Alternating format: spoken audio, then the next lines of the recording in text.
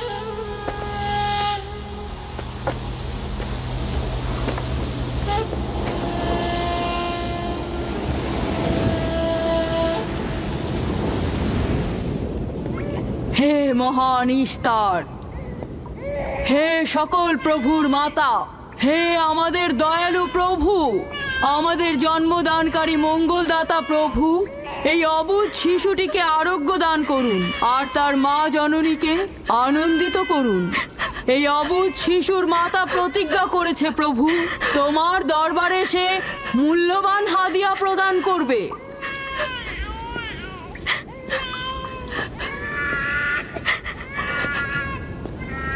আমি মহান ইস্তারের কাছে প্রার্থনা করেছি যেন তিনি তোমার সন্তানকে জীবিত রাখেন। তুমি এখন তোমার সন্তানকে নিয়ে যেতে পারো। তুমি তোমার সন্তানকে ঠিক সেভাবে মানুষ করবে যেন সে বড় হয়ে নিজেকে ইস্তারের সেবায় বিলিয়ে দিতে পারে। আপনিও মহান ইস্তারের কাছে আমি অনেক কৃতজ্ঞ।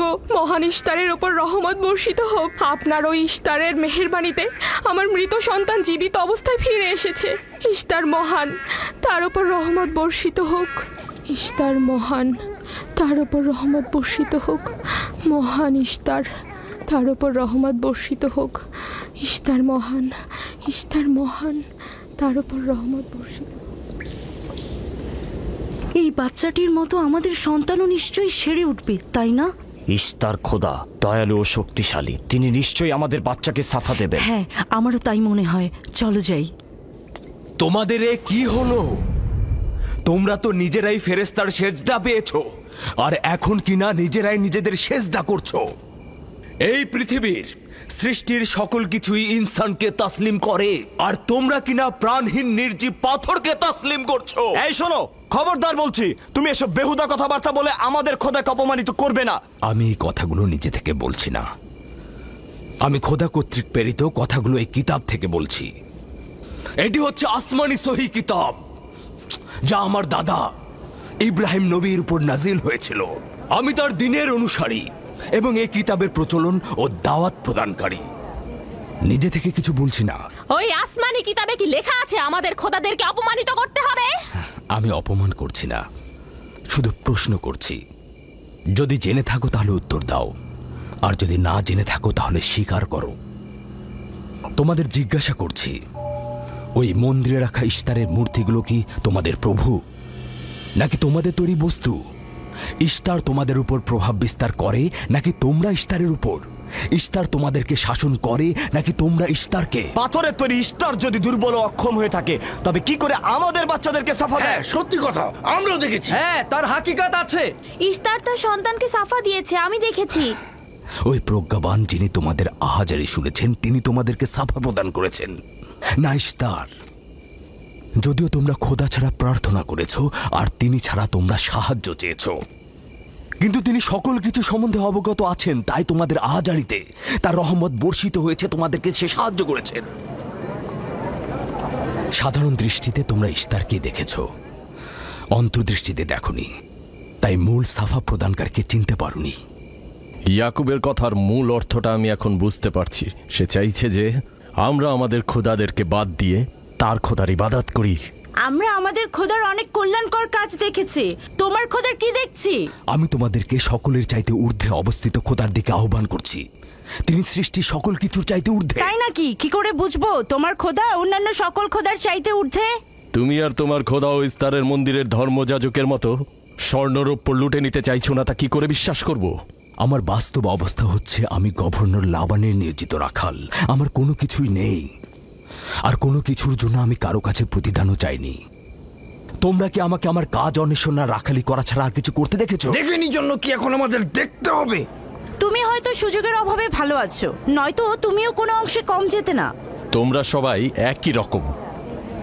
ধর্মকে তোমরা মুখোশ বানিয়ে নিজেদের আখের গুছিয়ে নাও, সহজ সরল মানুষদের ঠকিয়ে তাদের সম্পদের রাজা হও। তোমার কষ্ট বুঝতে পারছি।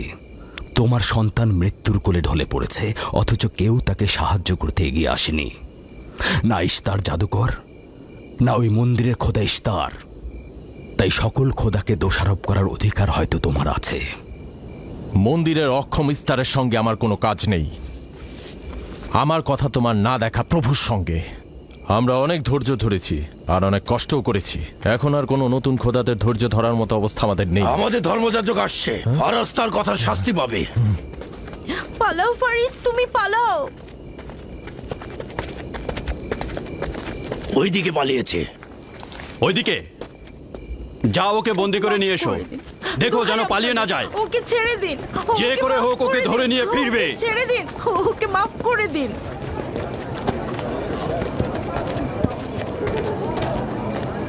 যদি শুধুমাত্র গভর্নরের জামাতা না হতে, তাহলে আমি জানি তোমাকে কিভাবে শায়েস্তা করতে হয়। মন্দিরের কোনো প্রতিনিধির সাথে আমার কোনো কাজ নেই। তোমরা সবাই চলে যাও। ইয়াকুবের কুফরি কথায় তোমরা কেউ কান দেবে না, আর কেউ বিশ্বাস করবে না। তোমরা কি কেউ দেখছো না? হ্যাঁ, এই ইয়াকুব তার কুফরি কথাবার্তার কারণে ফাদ্দানে দুর্ভিক্ষ নিয়ে আসছে। আমাদের ধর্মযাজক ঠিক কথাটাই বলেছেন। ইস্তারের অভিশাপে বালা মুসিবত আসার পূর্বেই চলো চলো আমরা এখান থেকে চলে যাই।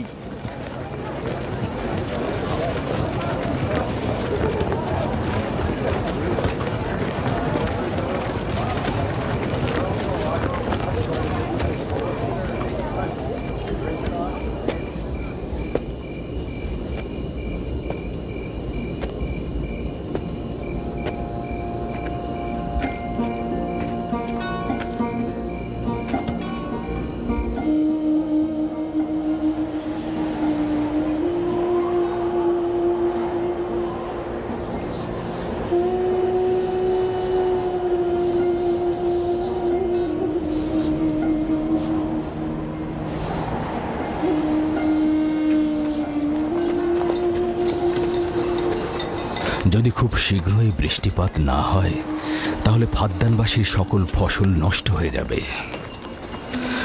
আশা করছি মহান খোদা অতি দ্রুতই বৃষ্টিপাত প্রদান করবেন। ওখানে কি হচ্ছে বাবা? এটা ফাদ্দানবাসীর প্রাচীন রীতিনীতি। এখানে ইস্তার নিয়ে কেউ কটু কথা বললে তাকে আগুনে নিক্ষেপ করে হত্যা করা হয়। বিচার করা হয় না সে সত্য বলেছে কিনা। ছেড়ে দাও, ছেড়ে দাও আমাকে বলছি, ছেড়ে দাও আমাকে, ছাড়ো বলছি। হে মহান ধর্মগুরু, ওকে মাফ করে দাও, আমাদের উপর রহম করো। আমাকে ছাড়ো, ছাড়ো। আমার কি দোষ? আমি তো কিছু করি নাই। আমি কি বলেছি তোমাদের? আমাকে আমাকে এভাবে বেঁধে নিয়ে যাচ্ছ? আমাকে ছাড়ো। শোনো, তুমি এখানে ভেড়ার পালগুলো দেখে রাখো, আমি একটু আসছি। ছাড়ো, ছাড়ো, ছাড়ো আমাকে। এই, ছেড়ে দাও, ছেড়ে দাও, ছেড়ে দাও। তোমরা তোমরা নির্মমতা করছো, তোমরা আমার উপর নির্মমতা করছো। আমাদের রহম করো। ছেড়ে দাও, ছেড়ে দাও। এই, আমার কি দোষ? আমার কি দোষ? আমাকে ছাড়ো, ছেড়ে দাও। এই, তোমরা আমার উপর অবিচার করছো। ওই যে দেখো, ইয়াকুব রাখাল, গভর্নর লাবানের জামাতা। ঠিক করছো না। আমাদের উপর দয়া করুন, আমাদের উপর রহম করুন। কাফেরের শাস্তি একটাই, ফাদ্দানবাসী, তোমরা দেখে রাখো, তোমরা অবশ্যই শাস্তি পাওয়া উচিত। একদম ঠিক না, আমার উপর অবিচার হচ্ছে। আমি কিন্তু আমাকে এভাবে অমানবিক ভাবে পড়ানো হচ্ছে। এটা তোমরা সহ্য করো না, তোমরা জেগে ওঠো। আমাকে বাঁচাও, বাঁচাও ফাদ্দানবাসী, আমাকে বাঁচাও ফাদ্দানবাসী। আমি বলছি আমি কোনো অন্যায় করিনি। অভিযুক্ত ফারাজ ইস্তারের শত্রু ও পাথর দিয়ে ইস্তারকে আক্রমণ করতে চেয়েছে এবং আমাদের খোদাকে অসমর্থ ও নালায়েক বলে আখ্যায়িত করেছে। ফাদ্দান শহরের প্রাচীন রীতিনীতি অনুযায়ী যে আমাদের খোদা ইস্তারকে অবমাননা করবে তাকে অবশ্যই আগুনে নিক্ষেপ করে হত্যা করা হবে। ফাদ্দানবাসী, তোমরা কি এরকম চুপ করে পাথরের মতো আমাকে দেখে যাবে? তোমরা কি কিছুই বলবে না? আমাকে এরকম অমানবিক ভাবে অত্যাচার করে পোড়াতে যাচ্ছে এই লোকজন। তোমরা কি কিছুই বেচারা ফারাজ, তোমরা কি নিশ্চুপ হয়ে সারা জীবন দেখে যাবে? ফাদ্দানবাসী, রক্ষা করো আমাকে, কেউ তো এগো। একদিন আমার মতো তোমাদের কেউ এভাবে পুড়িয়ে ফেলবে ওরা। তোমরা চুপ করে থেকো না, তোমরা এভাবে আমাকে মেরো না, আমার প্রাণ ভিক্ষা দাও, আমাকে এভাবে মেরো না। বেহুদা কান্নাকাটি করো না, হয়তো রক্তের মূল্য পরিশোধ করো, নয়তো আগুনে পুড়বার জন্য প্রস্তুত হও। তাকে আগুনে ফেলো না, এভাবে পুড়িয়ে মেরো না, করো, আমাকে প্রাণ ভিক্ষা দাও, ওকে ছেড়ে দাও। হে ফাদ্দানের জনগণ, আমাকে মেরো না। আমাদের রহম আমি একটা কথা জানতে চাই, তার রক্তের মূল্য কত? মূল্য কি তুমি পরিশোধ করবে? না, ও নিজেই তো ইস্তারের শত্রু।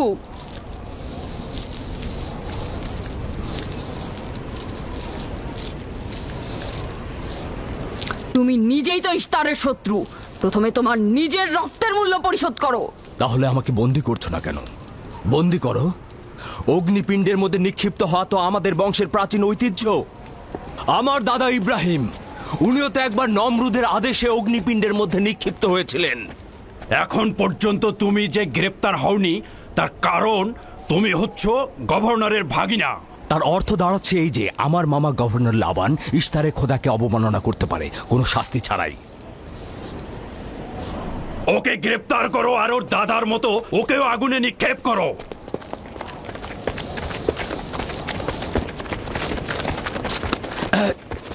ছেড়ে দাও, আমার প্রশ্নের উত্তর দাও, ছেড়ে দাও আমাকে। এখানে কি হচ্ছে এসব?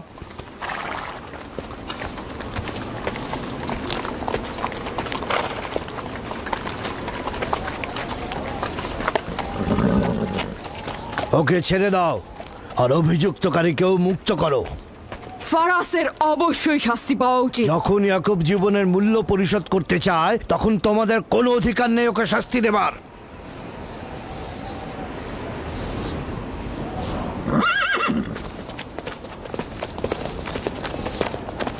তাকে মুক্ত করে দিন।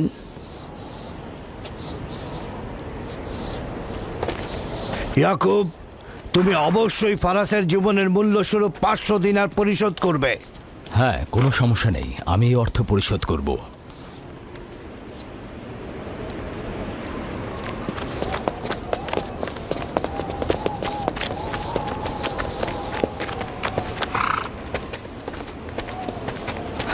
খোদা তাআলা আমার দয়ালু মামাকে হেফাজত করুক।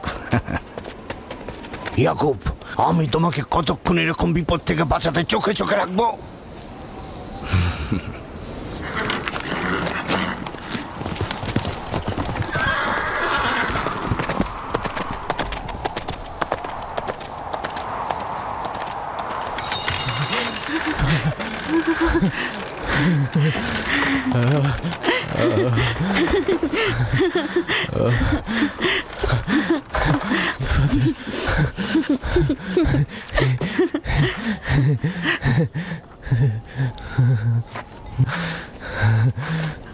আপনি মহান, আমরা কৃতজ্ঞ, আমরা অনেক কৃতজ্ঞ আপনার কাছে।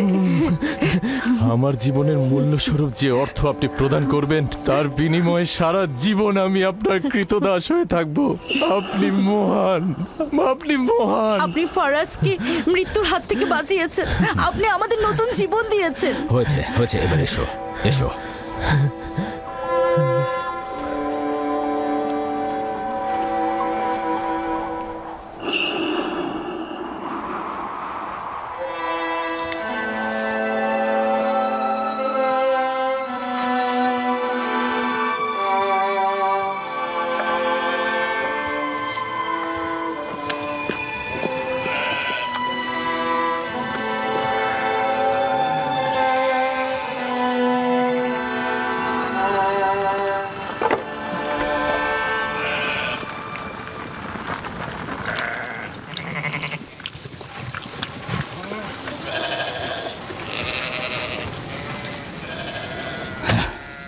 লোকটি আসলেই খুব ভালো, আসার পর থেকে শুধু কাজই করে যাচ্ছে।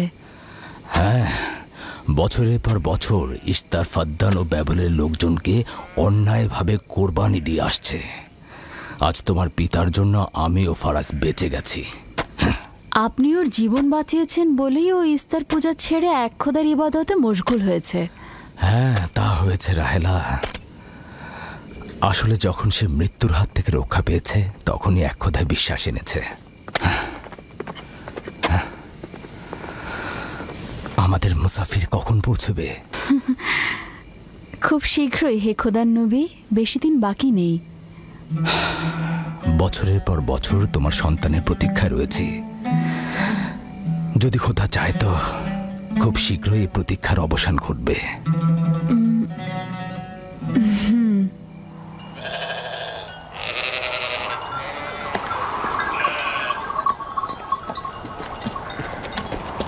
ইস্তেকদার, তোমার ও তোমার পরিবারকে সালাম। তোমার উপরও দরুদ বর্ষিত হোক ইয়াকুব রাখাল। হ্যাঁ, কৃতজ্ঞতা জ্ঞাপন করছি। মন্দিরে ইস্তারের জন্য খোরমা হাদিয়ে নিয়ে যাচ্ছ? প্রভুদেরকে তো অবশ্যই খুশি করতে হবে, তা না হলে তো এবছর বৃষ্টিপাত হবে না, তাই না? আমার কিন্তু মনে হয় মন্দিরের ইস্তারে চাইতে তোমাদের বেশি দরকার ওই খোরমা। তোমার কাজ হচ্ছে আমাদের খোদাকে অপমানিত করে আমাদেরকে রাগান্বিত করা, তাই তো? তোমরা কি নিশ্চিত যে ইস্তারের মন্দিরের ওই পাথরের মূর্তিগুলো সত্যিকার অর্থে বৃষ্টি বর্ষিত করতে পারবে? তোমার এসব কুফুরি কথাবার্তার কারণেই আমাদের মন্দিরের খোদা নাখোশ হয়েছে, আর এই কারণেই ফাদ্দানের আকাশে আজ মেঘ নেই। এই ইয়াকুব, ইস্তারের অবমাননা থেকে তুমি নিজেকে রক্ষা করো। চলে এসো, চলে এসো।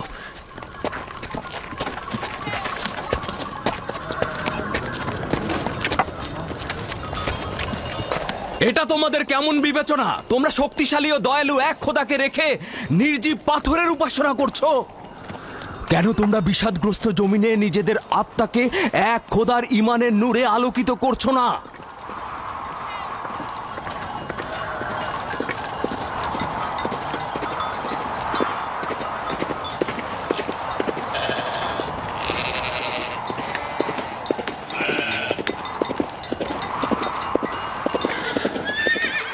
হে মহান ইস্তার ইলাহি, তোমার ফলপ্রসূ এই মন্দিরখানা তোমার শত্রুদের রক্ত দ্বারা পবিত্র করব।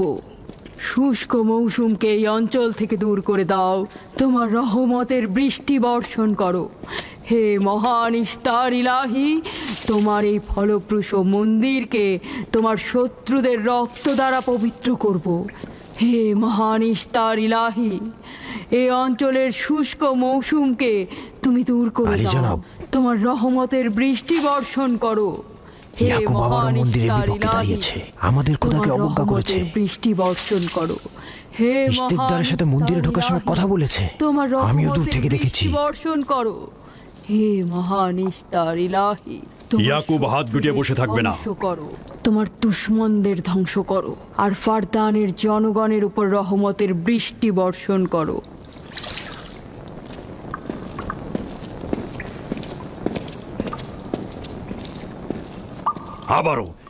আবারও শুরু করেছে। আশা করছি ওর উপর এবার খোদার লানত বর্ষিত হবে। এখন আমাদের কি করা উচিত? লাবানকে এখানে ডাকো, তার সাথেই সমাধান করব। যত তাড়াতাড়ি সম্ভব লাবানকে আমন্ত্রণ করো।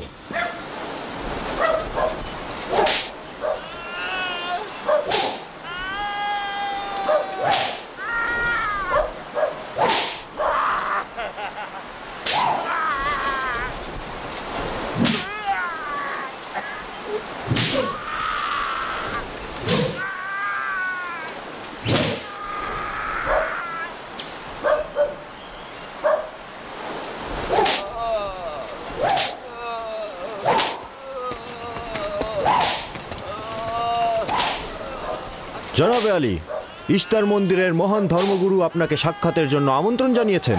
গুরুত্বপূর্ণ কিছু? হ্যাঁ জনাবে আলী। হ্যাঁ, এবার বন্ধ করো।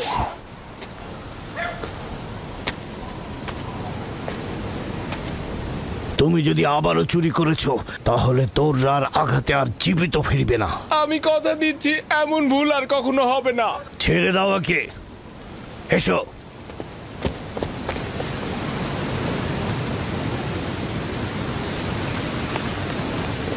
প্রকৃতপক্ষে বিষয়টা আসলে আপনার জামাতা ইয়াকুবকে নিয়ে। ইয়াকুবের আমলনামা তার নিজের সঙ্গে সম্পৃক্ত। আমি উত্তরদাতা নই। না ঠিক আছে, কিন্তু ইয়াকুব তো ইস্তারকে অবজ্ঞা করে। এটা ধর্মগুরুদের কর্তব্য তার প্রশ্নের উত্তর দেওয়া। আর যদি উত্তর দিতে সক্ষম না হও তাহলে কেন আমার শরণাপন্ন হও?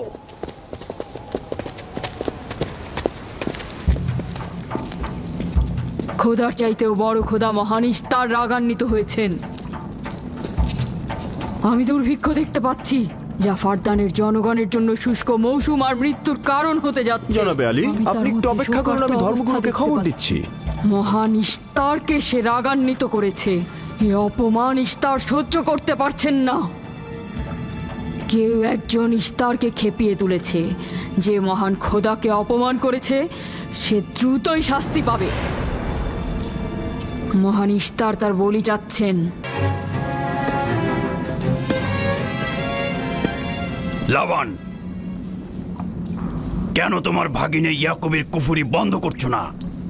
তোমরা তো ব্যাবিলনের জনগণের ইমানের মালিক। তার প্রশ্নের জবাব দিয়ে দাও। আমি তো গভর্নর, ধর্মগুরু নই। কিন্তু সে তোমার ভাগিনা এবং তোমার কন্যাদের স্বামী। আমি ফারদানের শান্তি আর নিরাপত্তায় নিয়োজিত। আমার ভাগিনার কার্যাবলী দেখার জন্য নয়। এই কারণেই তাকে শান্ত করতে হবে। সে ফারদানের শান্তি নষ্ট করছে। ফারদানের শান্তি ফিরিয়ে আনতে হবে। তা না হলে অতি দ্রুত ফারদানের বুকে দুর্ভিক্ষ নেমে আসবে, আর এটার দায়ভার সম্পূর্ণ ইয়াকুবের। কি করে করি বলো? ইয়াকুব এখানে ভেড়া রক্ষণাবেক্ষণের প্রধান ব্যক্তি, অর্থনৈতিক চালিকা শক্তিও বটে। আর ও কিনা হয়ে গেল এখানকার বদখদের প্রধান কারণ। হ্যাঁ, কারণ ও এখনো ইস্তারের কুফরি করেই যাচ্ছে। ইয়াকুব তো ব্যাবিলনের খোদাদের উপর ঈমান আনেনি, কিন্তু তারা তো কিছু বলেনি। ব্যাবিলনের খোদাদের প্রতি ঈমান না আনলেও তাদেরকে কখনো অবজ্ঞা করে কথা বলেনি। কিন্তু এখানে তো সে মহান ইস্তারকে অবমাননা করেই চলেছে। তুমি অবশ্যই তাকে শান্ত করবে। অবমাননা করে? অবশ্যই করে। তুমি কি কখনো ভেবে দেখেছো যে ব্যাবিলন রাজ্য কেন তোমাকে নিয়োজিত করেছে? তাহলে এটাও জেনে রাখো কেন আমাকে গভর্নর নিয়োগ করা হয়েছে। উত্তম হলো এটা জানা যে আমি ব্যাবিলন থেকে ফরমান গ্রহণ করি, না তোমাদের থেকে, না তোমাদের ইস্তার থেকে। যদি ইস্তারের মন্দিরের ধর্মগুরু বাবেল এই কথাগুলো তুলে ধরেন তবে কোনো অসুবিধা নেই তো?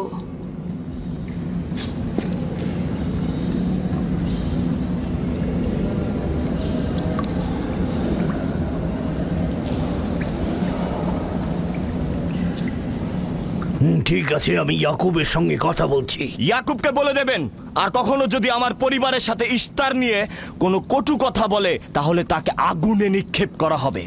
কুকুরের ছানা তার বাবা মার কাছে ঘেউ ঘেউ শেখার আগে নেকড়ের কাছে ছিন্ন ভিন্ন হয়ে যায়। তোমার নিজের জবানের হেফাজত করো। এবারের মতো ক্ষমা করে দিচ্ছি, পরের বার কিন্তু করব না।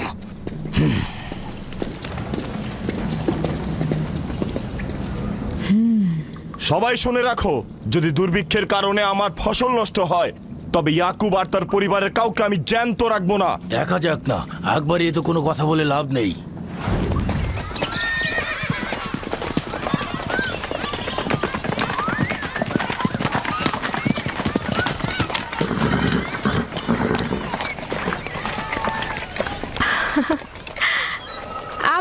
এসেছেন।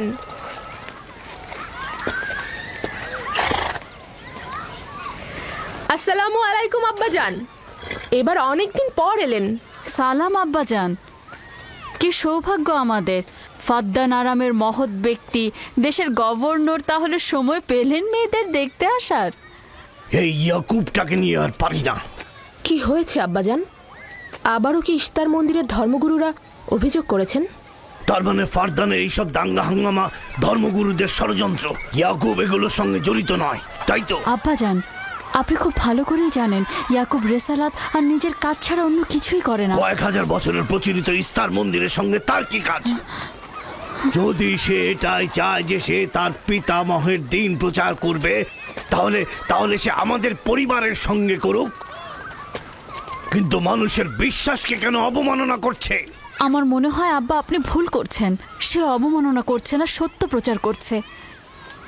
আব্বাজান, কিছু মনে করবেন না।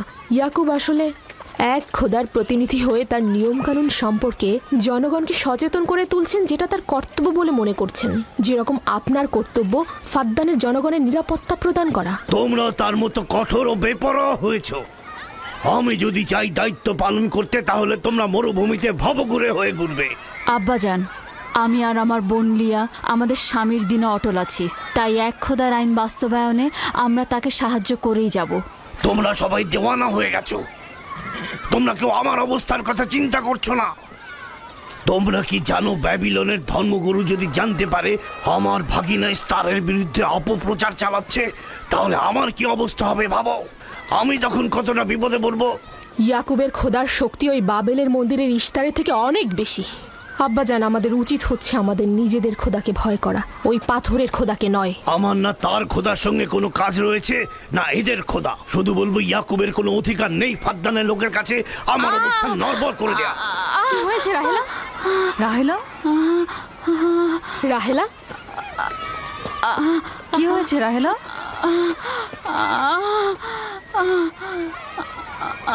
রাহেলা, রাহেলা, কি হলো তোমার? এমন করছো কেন? আলহামদুলিল্লাহ, মনে হয় সময় হয়ে গেছে। যাও, ধাত্রীকে খবর পাঠাও। আচ্ছা আচ্ছা, যাও।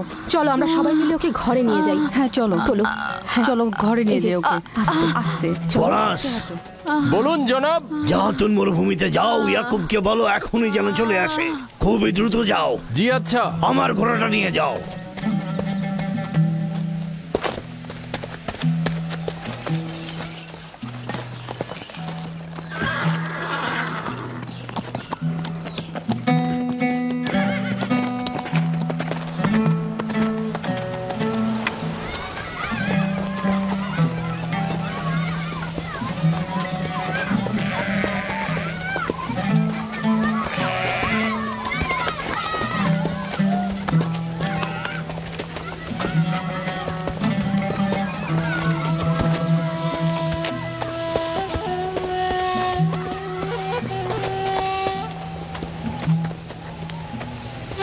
রাখালেরা চতুষ্পদী প্রাণীগুলোকে হেদায়েত করে, আর নবুয়াত ইনসানদের হেদায়েত করে থাকে। সম্ভবত এ কারণেই অধিকাংশ নবী রাখাল ছিলেন। আমি ইসরায়েল ভেড়াগুলোর সঙ্গে আমার সন্তানদেরও মরুভূমিতে নিয়ে এসেছি, যাতে তারা হেদায়েত গ্রহণ শিখতে পারে। আমার সন্তান বনি ইসরায়েলেরা কেন ক্ষমতা ও পেশি শক্তিকে মূল দণ্ড হিসেবে মনে করছে? আমি তো তাদেরকে পেশি শক্তি বা জোর করে চাপিয়ে দেওয়া কোনো কিছু শিক্ষা দেইনি। তোমরা কি শুরু করলে? তোমরা কি শুরু করলে? ওঠো, ওঠো শামুন, ওঠো। আমার উত্তরাধিকারী ও পরিবারের প্রধান সেই হবে যে খোদাকে সবচাইতে বেশি ভালোবাসবে। ইব্রাহিম ও ইসহাক ছিলেন সর্বোৎকৃষ্ট। তার মানে এই নয় যে তারা অধিক শক্তিশালী ছিলেন। শক্তি দিয়ে সবকিছু জয় করা যায় না।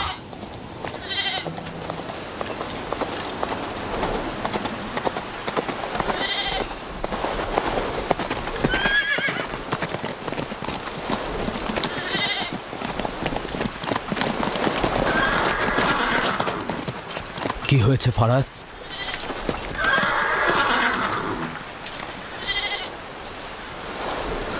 তোমরা ভেড়াগুলোকে নিয়ে আসো।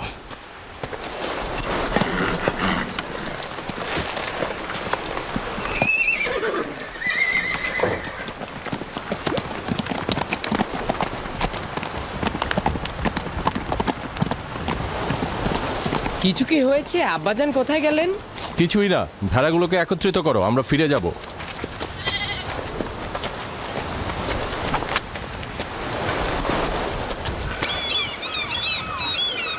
বেল, হ্যাঁ, রাহেল তো তোমার সতীন। রাহেলের সঙ্গে তোমার অনেক ভালো সম্পর্ক দেখছি। ওই সন্তান না থাকায় ভালো সম্পর্কটা ছিল। রাহেলের সাথে ভালো সম্পর্ক ছিল, ওই ইয়াকুবের সাথেও ভালো সম্পর্কটা ছিল। আমার সন্তান নেই, তার সন্তান হচ্ছে, ভালো সম্পর্কটা থাকে কি করে? এমন ভাবে বলছো কেন? রাহেল আর ইয়াকুব তো ইনসান হিসেবে খুবই ভালো। হ্যাঁ, কিন্তু ইয়াকুব তো রাহেলকে অনেক বেশি ভালোবাসে। আর যেহেতু এখন তার সন্তান হচ্ছে, তার স্থান তো সব স্ত্রীর থেকে উপরেই হবে, তাই না? ইয়াকুবের কয়টা স্ত্রী? 4 জন, আমি, লিয়া, জুলফা ও রাহেলা। এই বাদ দাও তো এসব, তাড়াতাড়ি চলো, না হলে শব্দ শেষে আবার আমার ঘাড়েই পড়বে। আরে আমি তো জানি ইয়াকুব বড় ন্যায়পরায়ণ আর মেহেরবান। সকল হিংসা ভুলে একটু ভালোবাসাটাকে বাড়াও, দেখবে সেও তোমাকে খুব ভালোবাসবে। আর ও তো খুব ভালো মানুষ। জনাবে আলী লাবান, আপনার ওপর শান্তি বর্ষিত হোক। ভালো পুরস্কার পেতে যাচ্ছ, কিন্তু রাহেল আর তার সন্তানকে সুস্থ চাই। চিন্তা করবেন না, আমি অনেক অভিজ্ঞ ধাত্রী।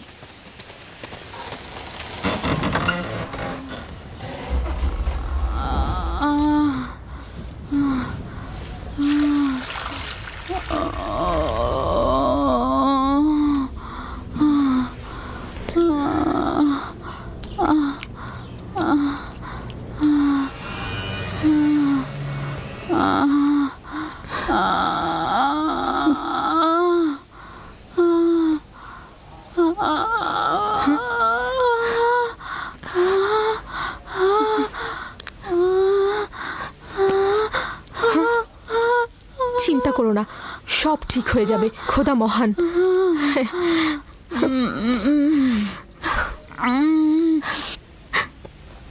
রাহেল, রাহেল, রাহেল, এই যে রাহেল, কি হলো?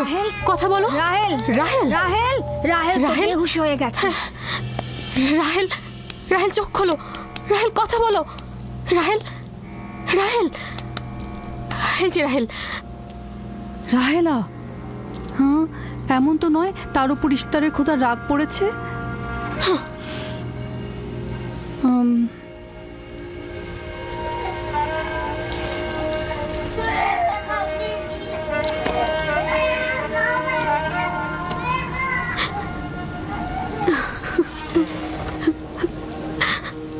ওকে রাখো।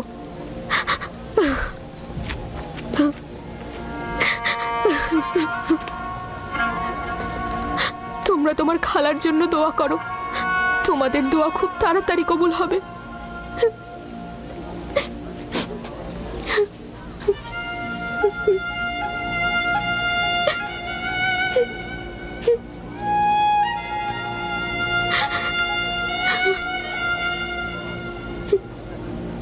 তোমরা কাজ করছো না কেন?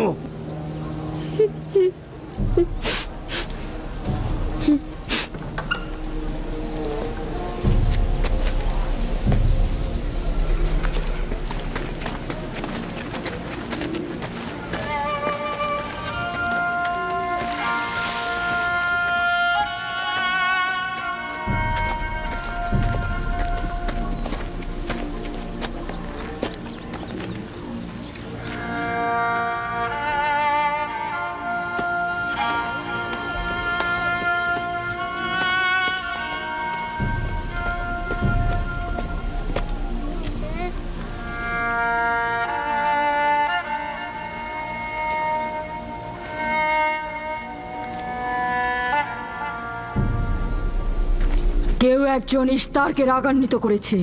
আগুন ও রক্ত দেখতে পাচ্ছি, অলক্ষণে মৃত্যুর ছায়া সর্বত্র দেখতে পাচ্ছি। আগুন প্রথমে কাফেরের পোশাকের নিম্নাংশ গ্রাস করবে। যারা ইস্তারকে অবমাননা করেছে, অতি দ্রুতই তাদের ধ্বংস আসন্ন। হ্যাঁ, ইস্তার তাকে ক্ষমা করবে না, অতি দ্রুতই সে তার শাস্তি পাবে। আমার মনে হয় ওরা ইস্তারের অভিশাপের ফল ভোগ করছে। ইয়াকুব তো সব সময় ইস্তারকে অবজ্ঞা করে কথা বলে। হ্যাঁ, ইশতার বলেছিল কুফরিকারী কাফের তার রোশানল থেকে রক্ষা পাবে না। ইয়াকুব তো ইশতার আর তার খোদাকে নিয়ে কত বেহুদা কথা বলেছে, মনে হচ্ছে তারই ফল ভোগ করছে।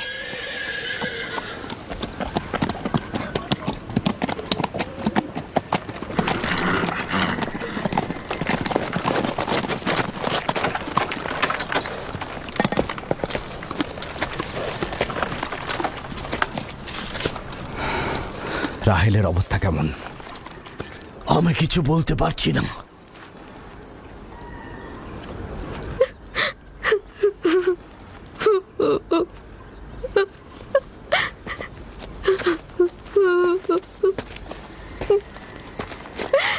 কিছু একটা করুন, রাহেলের অবস্থা খুবই খারাপ। শান্ত হও, খোদার উপর ভরসা রাখো, তিনি যেমন চাইবেন তেমনই হবে, ভরসা রাখো। মানুষজন সব বলা বলি করছে, ইশতারের অভিশাপে আমরা এই বিপদে পড়েছি।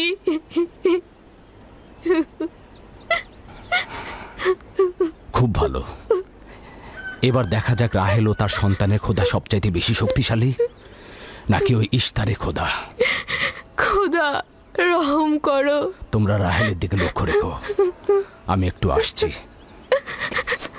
কোথায় যাচ্ছেন? আমাদের এই অবস্থায় ফেলে যাবেন না। শান্ত থাকো, আমার একাকিত্বের প্রয়োজন। তুমি খোদার সঙ্গে যা করার করো, আমি হাত পা গুটিয়ে বসে থাকতে পারবো না। আমি অবশ্যই হেকিমি চিকিৎসার ব্যবস্থা করব। আমি চিকিৎসকের নিকটে যাচ্ছি, প্রকৃত চিকিৎসক।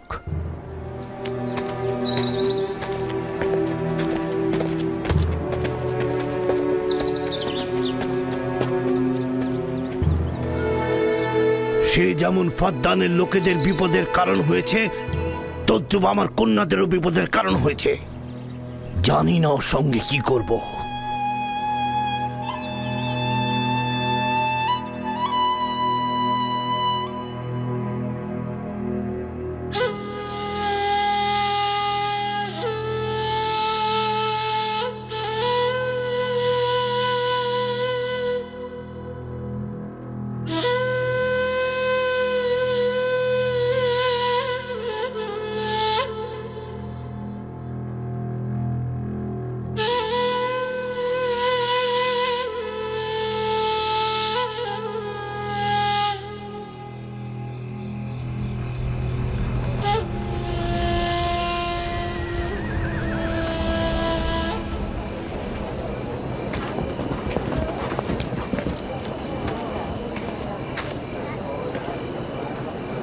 কেন যে ইশতার মাতাকে ডেকে আনছে না, সে তো সবচেয়ে বড় ধাত্রী। হ্যাঁ, তারা বলছি। জনাব লাবান, ইশতারের কাছে লোক পাঠান। ধাত্রী হিসেবে সে কিন্তু সবচাইতে ভালো।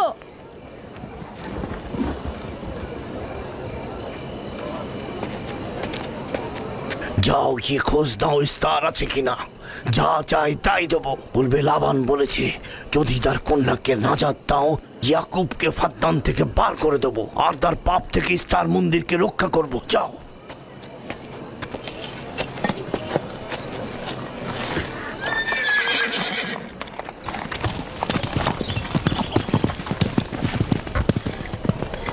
ইয়াকুব ইশতারের খোদাকে অপমান করেছে।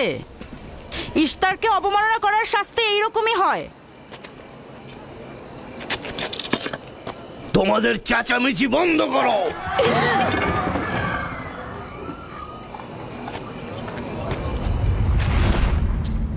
ইয়াকুবকে বলো কেন সে তার খোদার কাছে সাহায্য চাচ্ছে না।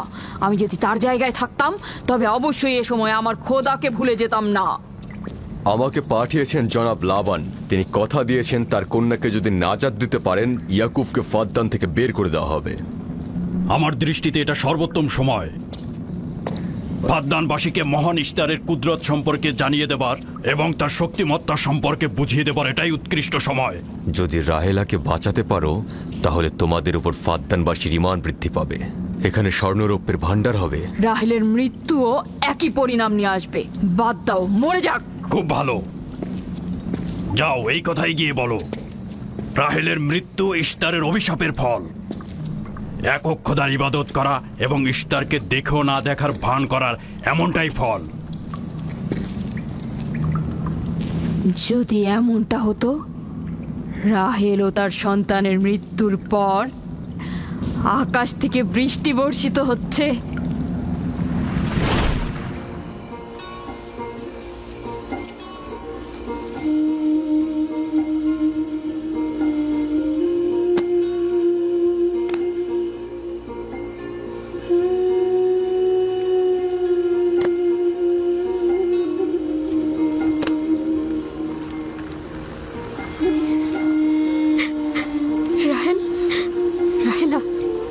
রাহেলা, তুমি শুনতে পাচ্ছ? রাহেল, কি করছো এসব? আরে ধোঁয়া দিয়ে জ্ঞান ফেরাতে হবে, তাহলে মা বাচ্চা মারা পড়বে। এই ধোঁয়া তাকে মেরে ফেলবে, সুস্থ করবে না।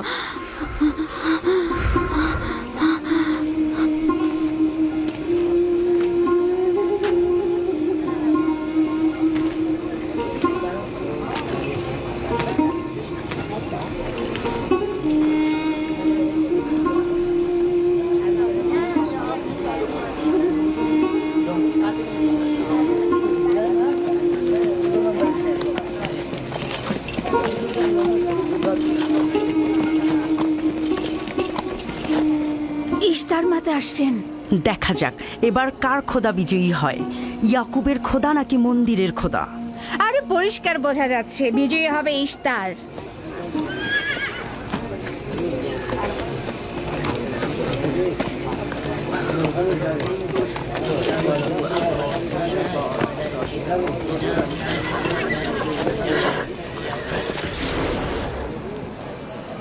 লাবান, আমার কথায় কষ্ট পেয়েছো তাই না?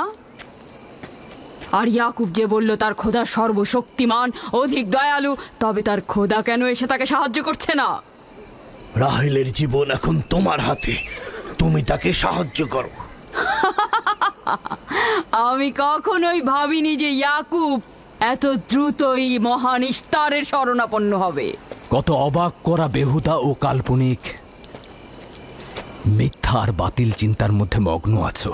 এই বাতিল চিন্তার সত্যতা একটু পরেই তুমি উপলব্ধি করবে, যখন তোমার স্ত্রী সন্তান মৃত্যুর মুখে পতিত হবে। জীবন ও মৃত্যু সম্পূর্ণ খোদার হাতে, না ইশতারের পাথরের মূর্তির হাতে। আমি ইশতারকে এখানে আসতে বলেছি। রাহেলের অবস্থা খুবই খারাপ। রাহেলের নিজের খোদা ব্যতীত আর কারো খোদার প্রয়োজন নেই। তুমি বের হয়ে যাও, বের হও। ইয়াকুব, আমি এখানে দাঁড়িয়ে আছি। দাঁড়িয়ে আছো কেন? বের হয়ে যাও। তোমার স্ত্রী সন্তান ধ্বংস হবে, মহান ইশতারের ক্রোধে তোমাদের ধ্বংস অনিবার্য। আমার সহধর্মিনী তোমার দয়ায় আসেনি যে তোমার বদ দয়ায় ধ্বংস হয়ে যাবে। তুমি বের হয়ে যাও। জনগণ, এই লোক নিজের জন্য কোনো রহম নিয়ে আসেনি এবং সে তোমাদেরও কোনো রহম দিতে পারবে না। সে তোমাদের জন্য যেমন দুর্ভিক্ষ নিয়ে আসছে, তেমনি তার স্ত্রী পুত্রের জন্য মৃত্যু ডেকে নিয়ে আসছে। অতি দ্রুতই তোমরা ইশতারের কুদরত দেখতে পাবে।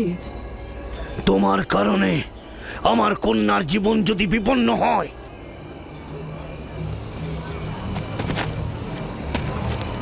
আর আকাশ মেঘাচ্ছন্ন, কিন্তু ইয়াকুবের চোখ থেকে অঝরে ঝরছে। রাহেল 11 বছর ধরে একটি সন্তানের জন্য অপেক্ষায় প্রহর গুনছে। 11 বছর ধরে ফাদ্দানের নারীরা তাকে কত কটু কথা বলেছে, কিন্তু সে ধৈর্য হারায়নি। কতজন তাকে বন্ধা বাজা বলেছে, কেউ কেউ তাকে নিষ্ফলা ফলহীন বলে ডেকেছে।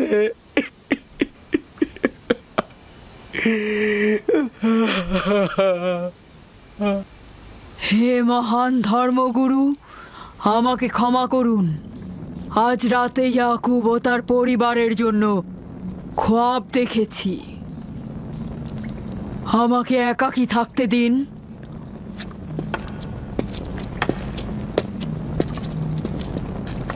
হে মহান খোদা, ইয়াকুব আর তার পরিবারের উপর আপনার অভিশাপ বর্ষিত করুন। তার অবশ্যই শাস্তি পাওয়া উচিত। রাহেল ও তার পুত্র আজকে রাতেই ধ্বংস হবে। হে মহান ইশতার, ইয়াকুব ও তার পরিবারের উপর আপনার ক্রোধের আগুন নাজিল করুন, নাজিল করুন। আজকেই ইয়াকুব ও তার পরিবারকে নির্বংশ করে দিন হে মহান ইস্তার। আমার এই সকল চিন্তা শুধু রাহেল আর তার পুত্রের জন্য নয়, আমার চিন্তা হচ্ছে এদের মৃত্যুর কারণে বহু ঈশ্বরবাদীরা খুশি হয়ে যাবে, নির্জীব পাথরে আরাধনা বেড়ে যাবে, এর বিরুদ্ধে আমার এতদিনের আন্দোলন সংগ্রাম ব্যর্থ হয়ে যাবে। কিছু একটা করুন, আমার স্ত্রী সন্তানকে নাজাত দিন। আর এটা দেখে যেন ফাদ্দানের অধিবাসীরা জেগে ওঠে। তাদের নাজাত দিলে ফাদ্দানের অধিবাসীরা জেগে উঠবে আর বহু ঈশ্বরবাদীদের বিরুদ্ধে এক ঈশ্বরবাদীর বিজয় হবে। হে মহান খোদা, আপনি মালিক, আপনি আমাকে সাহায্য করুন, সাহায্য করুন।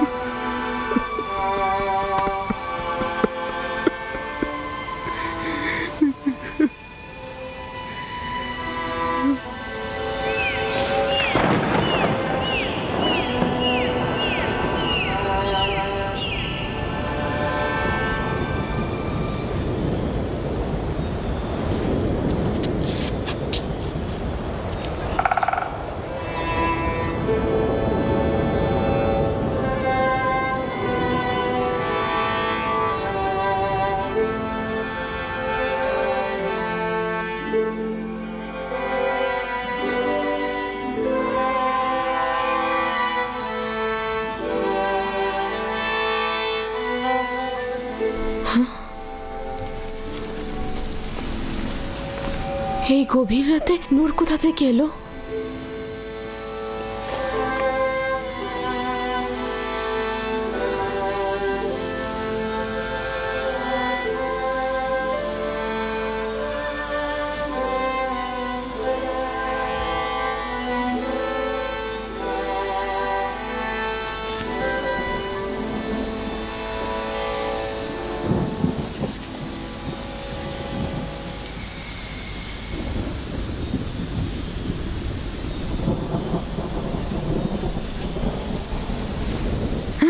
রাহেলের হুঁশ ফিরেছে।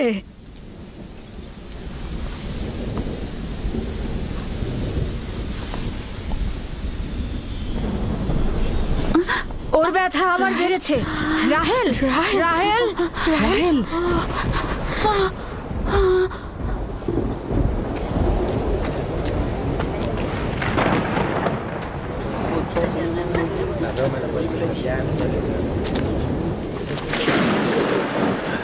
মনে হচ্ছে আজকে রাত্রি বৃষ্টি হবে।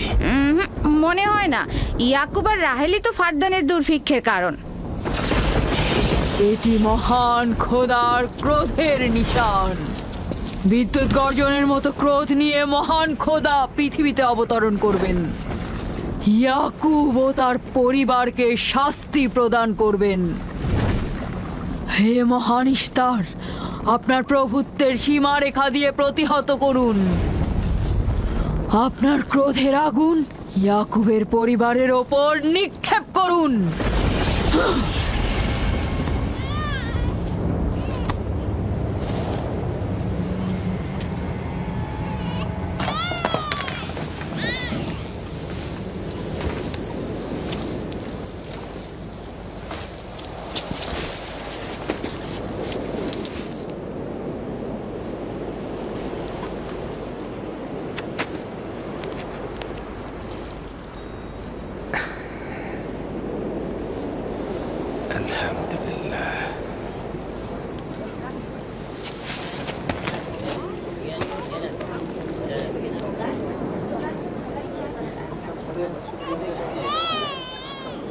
তার মানে রাহেলের সন্তান সুস্থভাবেই পৃথিবীতে জন্মালো। তাহলে ইস্তারের জাদু, ইস্তারের কথা কি মিথ্যে হলো?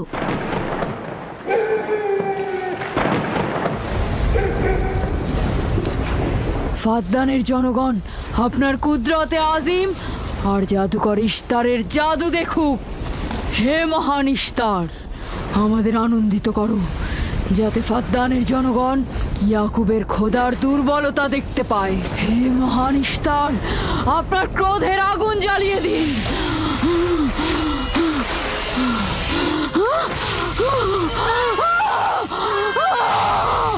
আগুন, আগুন,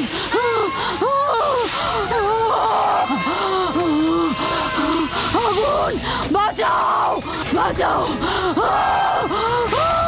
বাঁচাও, বাঁচাও, আগুন, আগুন, বাঁচাও, আগুন, ইশতার, বাঁচাও, বাঁচাও, বাঁচাও, আগুন, আগুন, আগুন,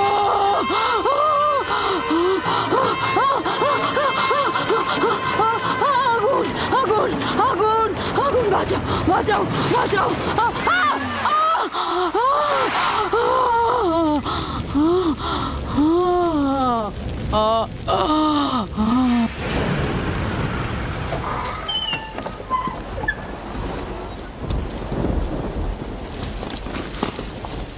হে খোদার নবী, আপনার উপর দরুদ বর্ষিত হোক। শুক্রিয়া। খোদা তাআলার রহমত সবার উপরে বর্ষিত হোক। মোবারক নতুন মানুষের আগমন। মোবারক হোক।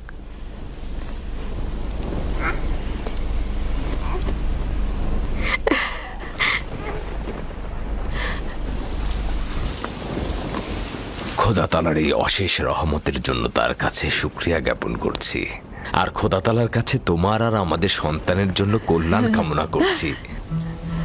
11 বছর ধরে তোমার অপেক্ষায় ছিলাম, এত দেরি করলে কেন? জানতে চাইলেন না আপনার সন্তান মেয়ে না ছেলে?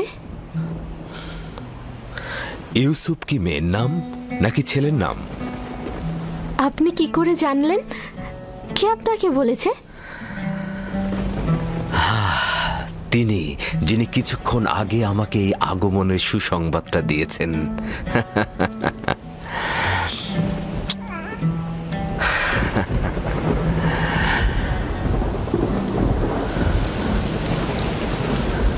এই বৃষ্টিও তোমার কদমের বরকতেই হচ্ছে। খোশামদিদ।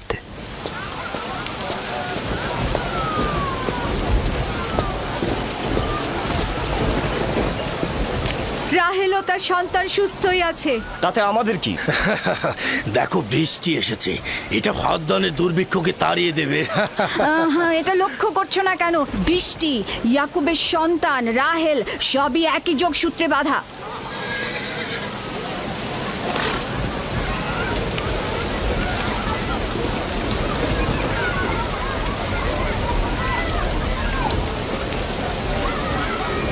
তার মানে রাহেল ও তার সন্তান রহমত স্বরূপ এসেছে। হ্যাঁ, বুঝতে পারছো না? এর জন্যই তো রহমতের বৃষ্টি হচ্ছে।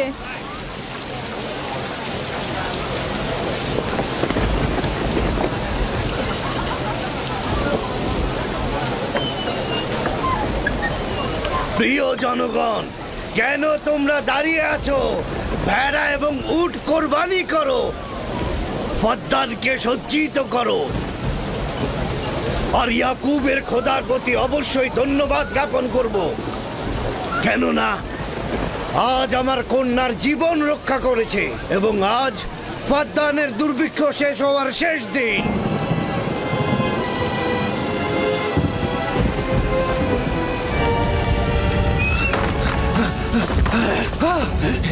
কি হলো? আগুন কিভাবে লাগলো? আগুন লেগেছে। ইশতার, ইস্তার পড়ে যাচ্ছে। হে মহান ইশতার, যাবেন না ওখানে, যাবেন না ওখানে, আগুন লেগে যাবে, আগুন লেগে যাবে, যাবেন না ওখানে, যাবেন না, পুড়ে যাবেন। তোমরা কে কোথায় আছো? আগুন লেগেছে, ইশতার পুড়ে যাচ্ছে। ইশতারের মন্দিরে আগুন লেগেছে। হ্যাঁ, আগুন লেগেছে। দেখুন, জনাবে আলী, ইস্তারের মন্দিরে আগুন লেগেছে, দেখুন।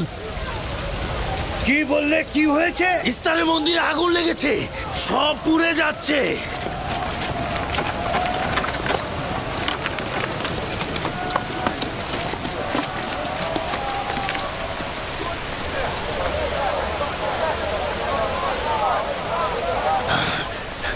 এটা কিভাবে ঘটলো? এই, আমার সঙ্গে এসো।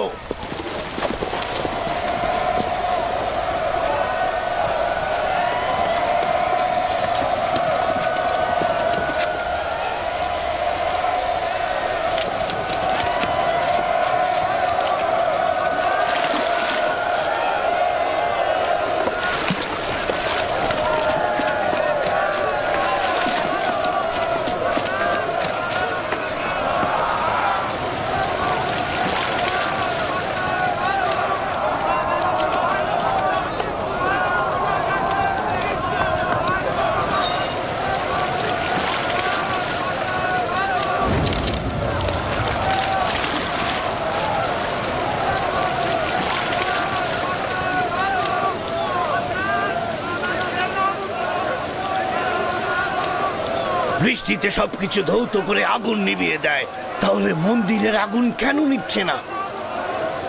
এটা তো অদ্ভুত ঘটনা। বাঁচাও, বাঁচাও, বাঁচাও, আগুন, পুড়ে গেলাম, পুড়ে গেলাম, বাঁচাও, বাঁচাও, বাঁচাও, বাঁচাও, আগুন, আমাকে বাঁচাও, আমাকে বাঁচাও।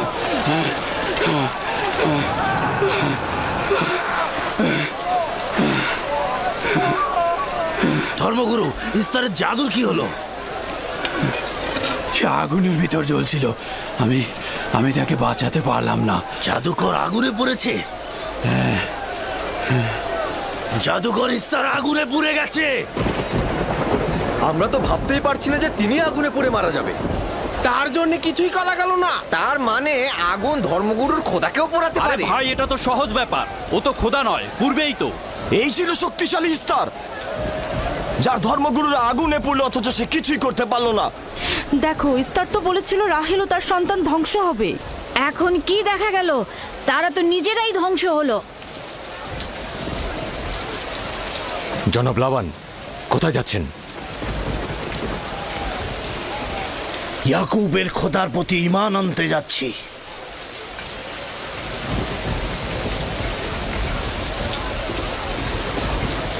এখন কি হলো ধর্মগুরু? আপনি তো বলেছিলেন ইয়াকুব ফাদ্দানের জন্য অভিশাপ, সে ফাদ্দানের অধিবাসীদের ধ্বংসের কারণ হবে। এখন কি হলো? কিন্তু ইয়াকুবের সন্তান তো আমাদের জন্য বরকত স্বরূপ নাজিল হয়েছে। চলো চলো, সবাই চলো। তোমরা সবাই কোথায় যাচ্ছ? মন্দির আগুনে পুড়ছে আর তোমরা সবাই চলে যাচ্ছ। ফিরে এসো, তোমরা ফিরে এসো।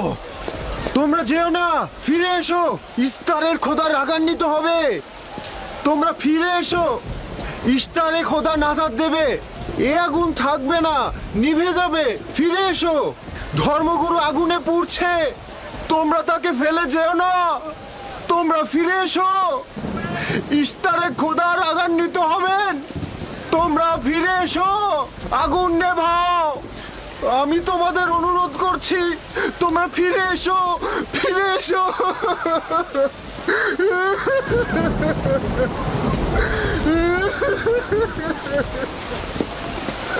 তোমরা ফিরে এসো।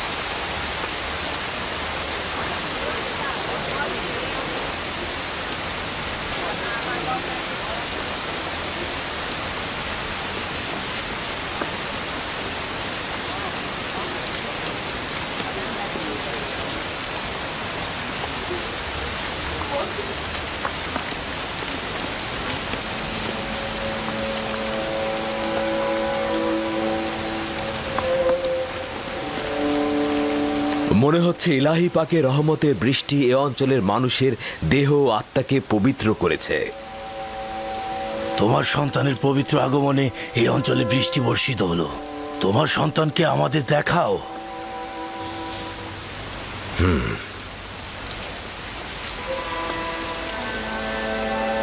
আমি অনিবার্যভাবে তোমার নবুয়াত স্বীকার করছি, কেননা পরিষ্কারভাবেই দেখছি যে তোমার সন্তানের আগমনে ইস্তারের মন্দির ধ্বংস হয়ে গেছে, আমাদের দুর্ভিক্ষও চলে গেছে।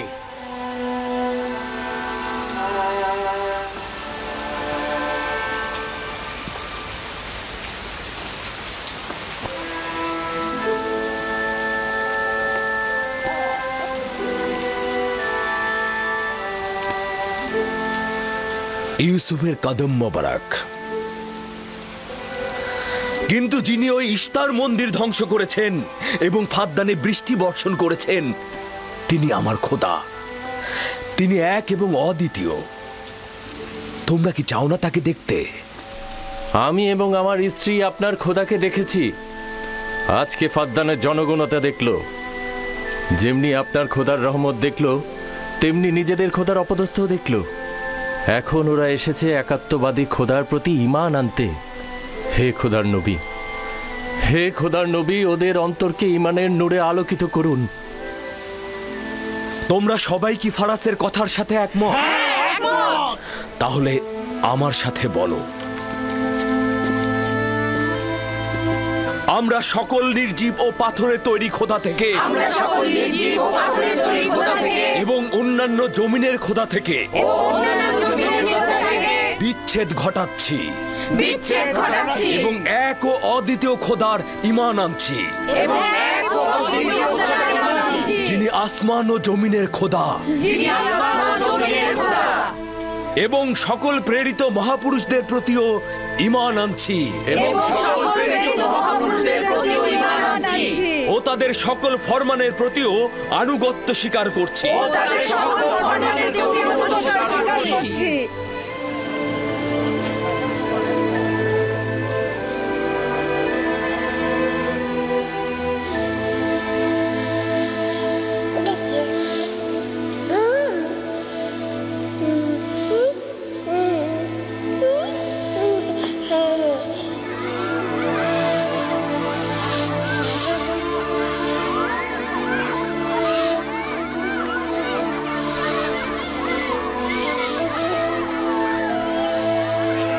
ইস্তার জিগুরাতের ওপর খোদার গজব নাজিল হওয়ার 5 বছর অতিক্রান্ত হল এবং এই 5 বছরে একাত্মবাদী খোদার নিয়ামক ফাদ্দানে বিস্তৃতি লাভ করল।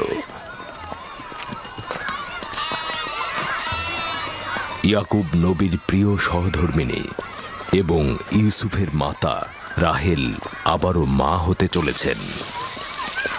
ইউসুফ, জি আম্মাজান। আজ তুমি তোমার পিতার সাথে মরুভূমিতে যাবে। ঠিক আছে আম্মাজান, আপনি যা বলবেন তাই হবে। এই যে নিন।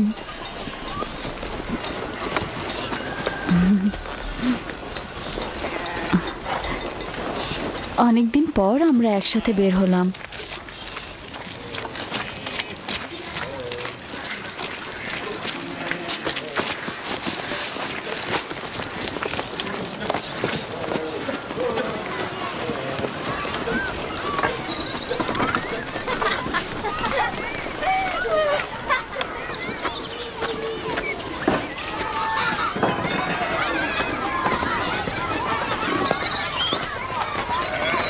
রাহেলের যখন সন্তান ছিল না তখনও সে ইয়াকুবের প্রিয়তম ছিল, আর এখন তো কথাই নেই। আমি আর জুলফা তো ইয়াকুব নবীর বিনোদন সঙ্গী হওয়ার যোগ্যতাই রাখি না। তোমার মা লিয়া তো পারে, তাকে নিয়ে যায় না কেন? সম্ভবত হাতে কাজ আছে, আর তিনি মরুভূমিতে বিনোদন করার মতন আগ্রহী নয়। সম্ভবত। আমাদের তো মনে হয় তোমার পিতা রাহেল ছাড়া কাউকে ভালোই বাসে না।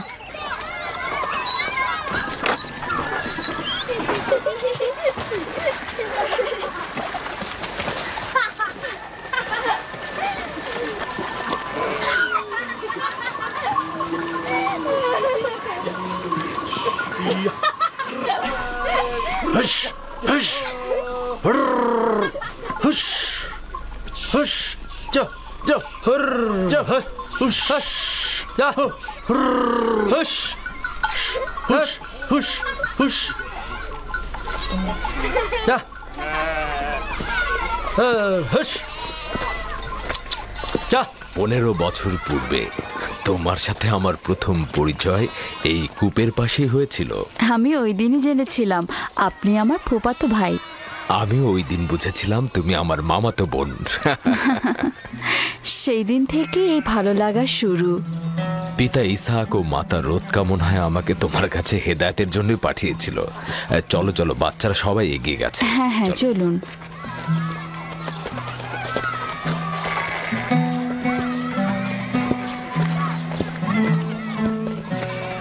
যখনই আমার পিতা বুঝতে পারলেন আপনি আমার অনুরক্ত, তখন তিনি মোহরানা বাবদ 7 বছর ভেড়ার রাখালি ঠিক করে দিলেন। আমি সেটা গ্রহণও করলাম, কিন্তু 7 বছর পর তোমার পিতা লিয়াকে আমার সাথে বিয়ে দিয়ে দিল। আর তো কোনো উপায়ও ছিল না, কারণ ফাদ্দানে বড় বোনের আগে ছোট বোনের বিয়ে দেওয়ার নিয়ম নেই। হ্যাঁ, আরো 7 বছর আমি তোমার জন্য রাখালি গ্রহণ করলাম, কিন্তু জনাব লাবান জানে না আমাকে যদি 70 বছরের কথা বলা হতো আমি তাতেই রাজি হয়ে যেতাম। কত দ্রুত সময় চলে যাচ্ছে। হ্যাঁ,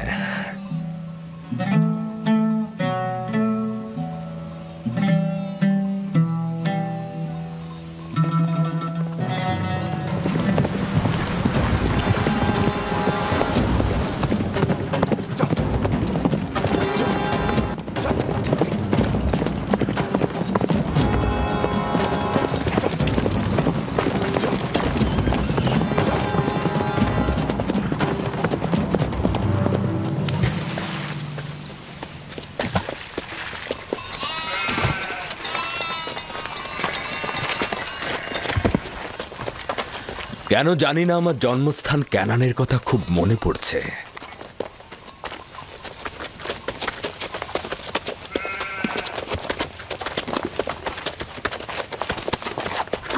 ওরা সত্যি সত্যি মারামারি বাঁধিয়ে ফেলবে না তো?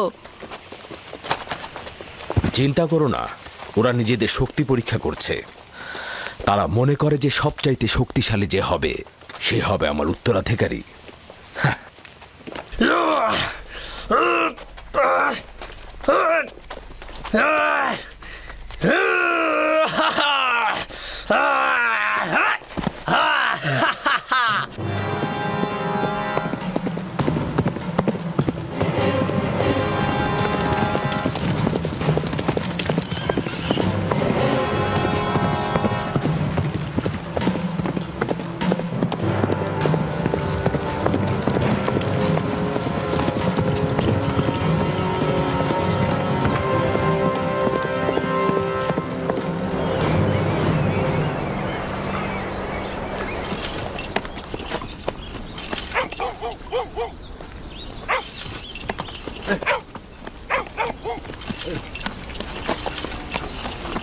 সালাম, ইয়াকুব নবীকে চেনেন? পয়গম্বর ইসহাকের পুত্র সে। চিনব না কেন? তিনি এবং তার সন্তান তো ফাদ্দানের কল্যাণের প্রতীক। আচ্ছা, এখন তাকে কোথায় পাওয়া যাবে? তার মামা এখানকার গভর্নর, তার কাছে যাও।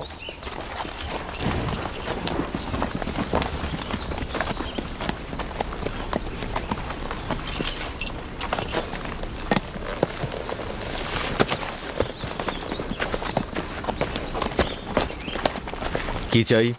কানান থেকে বার্তা এনেছি, জনাব গভর্নরের সাথে কথা বলতে চাই।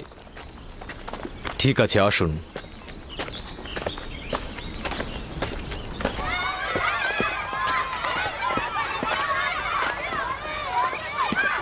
দিনে যা জি, এদিকে এসো তো আমার মা। তুমি ইউসুফকে নিয়ে একটু খেলো, আমি তোমার মাকে সাহায্য করি। ঠিক আছে।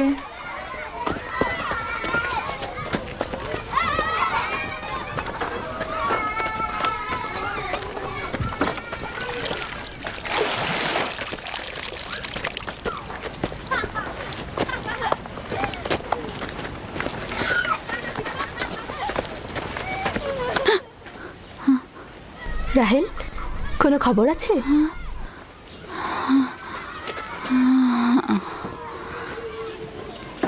মোবারকবাদ, খোদার নবী খবর জানেন?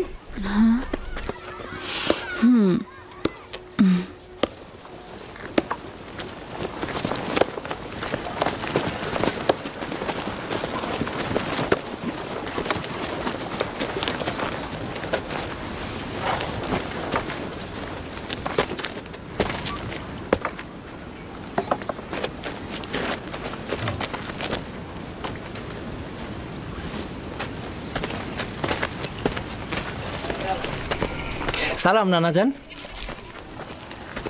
সালাম আব্বাজান, খোশামদেদ। সালাম, হঠাৎ করে আমাদের স্মরণ করলেন?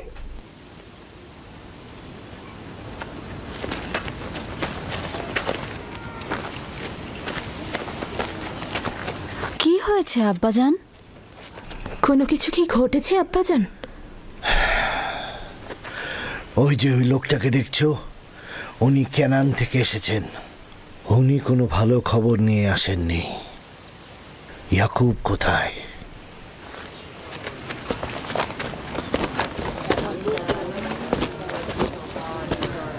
বাবা, আমার প্রিয় মামা লাবান, কি খবর? পথ ভুল করে আসেননি তো? যদিও জানি যে খবরটা তিক্ত, কিন্তু এটাই নিয়তি।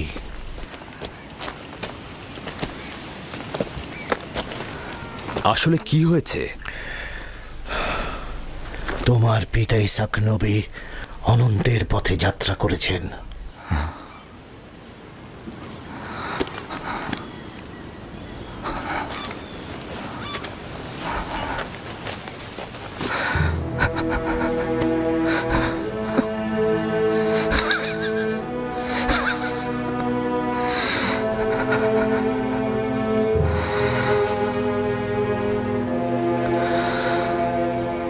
সকলে খোদার তরফ থেকে আসে, আবার তার কাছে ফিরে যায়।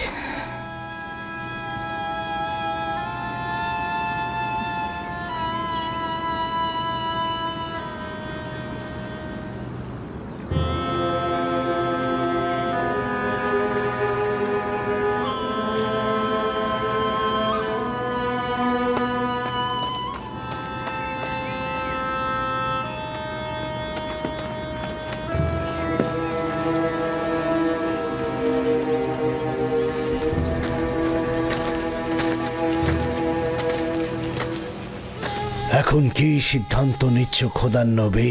ইব্রাহিম নবীর পরে কানানের লোকজনের পয়গম্বরের দায়িত্ব আপনার উপরে পড়েছে, আর আপনার বোন ফাইকে বলেছে এই খবর আপনাকে পৌঁছে দিতে। তার মানে কি তুমি চলে যাবে? মৃত্যুর হাকিকাত অনিবার্য, যা সকলকে বরণ করতে হয়। কেউ পালিয়ে বাঁচতে পারে না, এমনকি আউলিয়া ও আম্বিয়া একরামগণ। আমি তোমাদের প্রতি কৃতজ্ঞ। আমি খোদা তাআলার কাছে সবর ও সহনশীল থাকার তৌফিক চাইছি। হে খোদার নবী, যদি আমরা কসম করি যে আপনার ফরমানের প্রতি আমরা অনুগত থাকব, তাহলে কি আপনি ফাদ্দানে অবস্থান করবেন? আমি ফাদ্দানের জনগণকে ভালোবাসি। তোমাদের ত্যাগ করা আমার পক্ষে কষ্টকর। এটা আমার ইচ্ছা নয়। আমি আমার নিজের ইচ্ছাতে যাচ্ছি না যে আমি নিজের ইচ্ছাতে থাকব।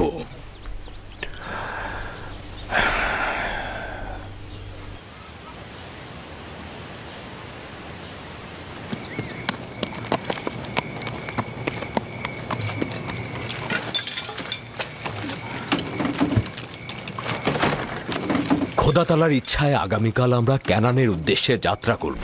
আমি প্রস্তুত। আমিও প্রস্তুত। আমি আর আমার স্ত্রী জিনিসপত্র গুছিয়ে নিয়েছি। তোমরা কোথায় যাচ্ছ? আপনাদের সঙ্গে ক্যানান। আমরা জীবনেও খোদার নবীকে হাতছাড়া করতে পারবো না। আমাদের সঙ্গে তোমরা যেতে পারবে না। তোমরা ফাদ্দানে অবস্থান করো, সেটাই ভালো হবে। আমার এই ঘর বাড়ি সব থাকছে, তোমরা সেখানেই থাকবে। কিন্তু আমি তো আপনার কাছে ঋণী হয়ে আছি জনাব। আমরা আপনার কাছে প্রতিজ্ঞা করছি, আমরা সারা জীবন আপনার খেদমত করব। তোমার আত্মীয় স্বজনদের এখানে তোমাকে দরকার হবে। এটা তোমার মাতৃভূমি, আর আমার সাথে তোমাদের কোনো সম্পর্ক নেই। উত্তম হবে তোমরা এখানে থাকো।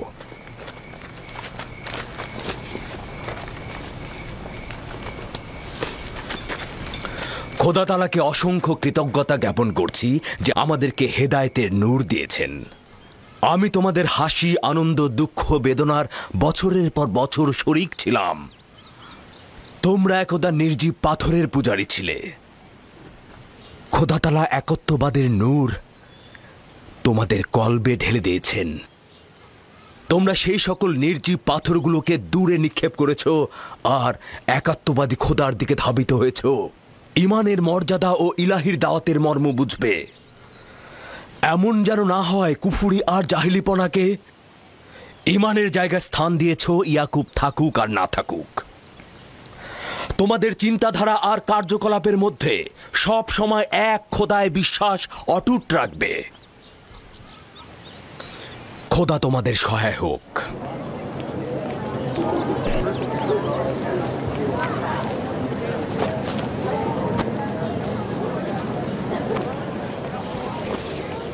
তুমি বছরের পর বছর আমার হয়ে রাখালি করেছ, কোনো উপহার গ্রহণ করনি। তোমার নিজের সম্পদ বলতে কিছুই নেই। আমার অর্ধেক ভেড়ার পাল তোমাকে আর আমার কন্যাকে উপহার দিচ্ছি। আশা করছি এই সম্পদ তোমার কাজে লাগবে। শুকরিয়া জ্ঞাপন করছি। খোদা আপনাকে অনেক বেশি কল্যাণ আর বরকত দান করুক। শুকরিয়া আব্বাজান। শুকরিয়া। সত্যি বলছেন আব্বাজান? এটা তো ইয়াকুবের হক। এটা বছরের পর বছর কষ্ট বহন করার উপযুক্ত মর্যাদা। খোদা হাফেজ ইয়াকুব নবী। খোদা হাফেজ। খোদা হাফেজ। আবার আসবেন। খোদা তোমাদের কল্যাণ করুক। খোদা তোমাদের সহায় হোক। খোদা তোমাদের রক্ষা করবে। আমাদের দেখতে আসবেন। ভালো থাকবেন ইয়াকুব নবী, আবার আসবেন।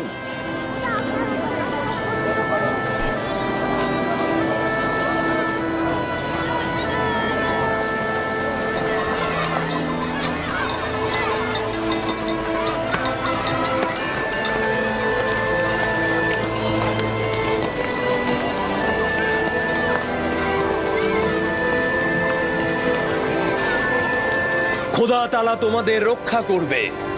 তোমরা অবশ্যই ক্যানানে আমাকে দেখতে আসবে। খোদা হাফেজ।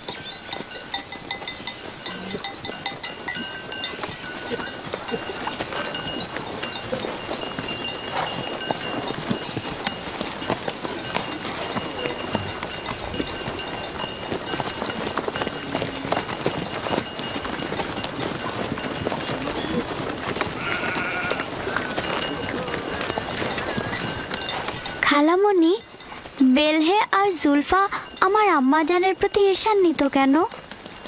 এটা তোমাকে কে বলেছে? সবাই তো বলছে। ইয়াহুদা নিজে বেলহে আর জুলফার মুখ থেকে শুনেছে। ছোটদের এ ব্যাপারে হস্তক্ষেপ করা উচিত না, কিন্তু যেহেতু তুমি প্রশ্ন করেছ, উত্তর দিচ্ছি। বেলহে প্রথমে তোমার আম্মাজান রাহেলের কানিজ ছিল। যেহেতু রাহেলের সন্তান হচ্ছিল না, সেহেতু তোমার আম্মাজান বেহেলকে তোমার আব্বাজানকে উপহার স্বরূপ দিলেন, যেন বেলহের কাছ থেকে সন্তান লাভ করেন। আর তোমার আব্বাজান তাকে অনেক ভালোবাসেন। বেলহে দল এবং নাপতলির জন্ম দিলেন। এতে সে তোমার আব্বা আম্মার কাছে অনেক সম্মানের পাত্র হলেন। এখন তুমি দুনিয়াতে আসার পর থেকে সে মনে করছে তার জায়গাটা নষ্ট হয়ে গেছে। খালামণি, জুলফা কি আপনার কানিজ ছিল? হ্যাঁ, রাহেলের উৎসর্গের পর আমিও জুলফাকে তোমার আব্বাকে উপহার দিলাম। চাইছিলাম না তোমার আব্বাজানের মোহাব্বত রাহেলার প্রতি অধিকতর হয়। জত ও আশরের মাতা হচ্ছে জুলফা।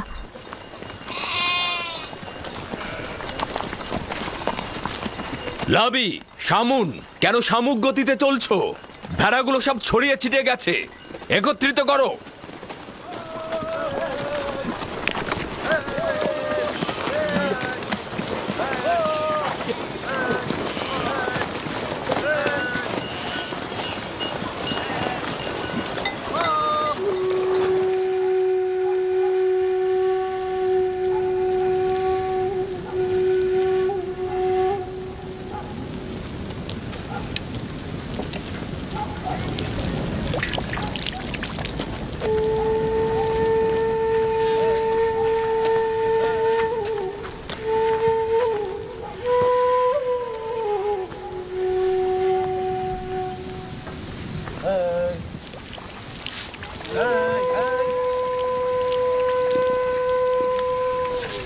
লিয়া, তুমি দেখেছো ইয়াকুব রাহেলের স্থানটা সবার উপরে দিয়েছে?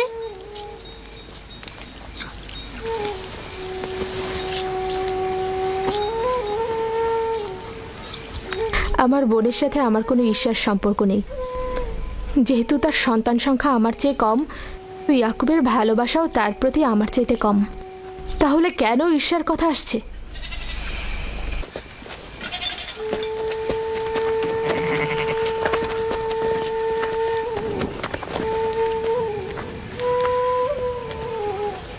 এটা তো পরিষ্কারই, তারা দুজন বোন, আমার পক্ষে কি আর কথা বলবে?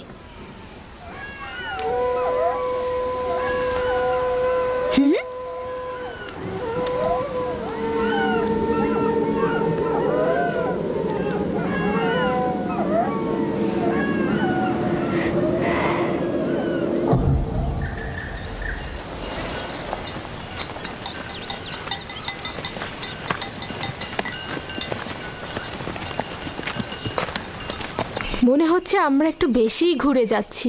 রাস্তার খুব একটা বেশি বাকি নেই। যাযাবর জীবনের গলিপথগুলো ঠিক এমনই। সফরের সাথে সাথে জীবনটাও এভাবেই চলে।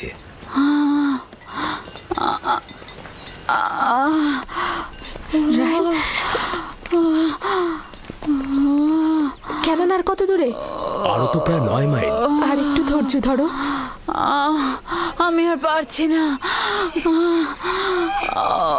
লিয়া, লিয়া। ইয়াহুদা, লাবি, শামুন, এখানে তাঁবু ফেলো, আমরা এখানে অবস্থান করব। ক্যানান কি এখান থেকে অনেক দূরে?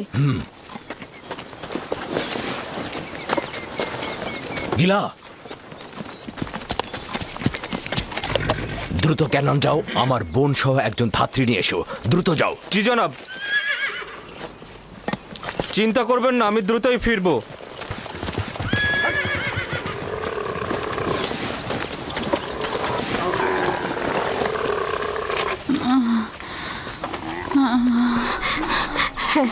সাবধানে নামো, সাবধানে।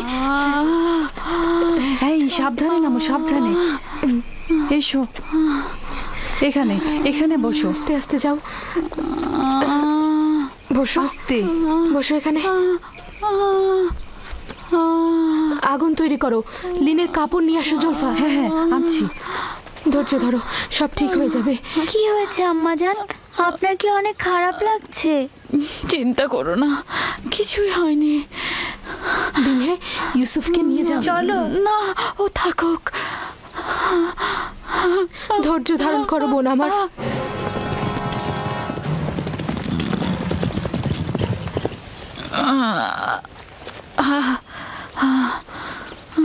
আম্মাজান, আম্মাজান কি হয়েছে? আম্মাজান, আমাকে ছেড়ে দাও, আমাকে ছেড়ে দাও। আম্মাজান, আম্মাজান, আম্মাজান কি হয়েছে? ইউসুফকে সামনে রাখো। এসো ইউসুফ, এদিকে এসো। ইউসুফ, তুমি বাবা আমার সাথে চলো, আমার সাথে এসো। আম্মাজানের কি হয়েছে? কিছু হয়নি আমার পুত্র। ইউসুফ, তুমি ওখানে যেও না। আব্বাজান, আমার আম্মাজানের জন্য ভয় লাগছে। ভয় লাগার মতো কিছুই হয়নি, আমি তো আছি। শান্ত হ বেটা, শান্ত হ।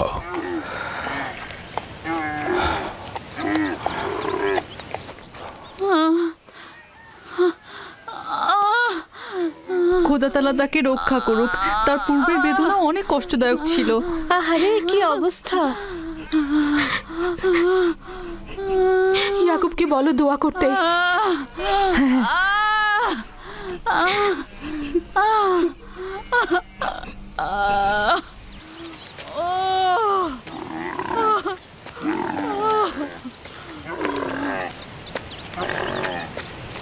কি খবর? রাহেলের অবস্থা কেমন? এখনো কোনো খবর নেই। লিয়া বলেছে আপনাকে তার জন্য দোয়া করতে। তার অবস্থা একেবারেই অনুকূলে নয়। আমাদের আরো কিছুক্ষণ সবুর করতে হবে। ধাত্রী পথে আছে, যাও তার দিকে লক্ষ্য রাখো। আব্বাজান, আম্মাজান কি আমাদের ছেড়ে চলে যাচ্ছে? তোমাকে কে বলেছে এগুলো? তোমার আম্মাজান তোমার জন্য ভাই নিয়ে আসবে। কিন্তু আমার ভয় লাগছে। ভয় পেও না আমার পুত্র। দিনহে, জি আব্বাজান। ইউসুফকে নিয়ে খেলা করো। এসো ইউসুফ।